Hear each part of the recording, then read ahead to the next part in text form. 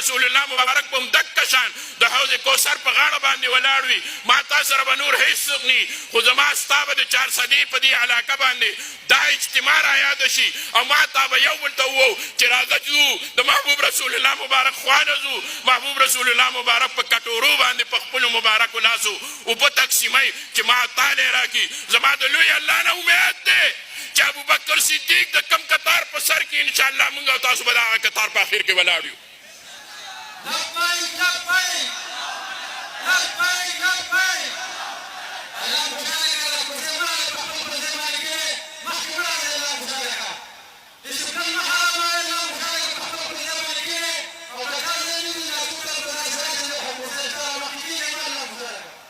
بس په دغه الفاظو باندې خپل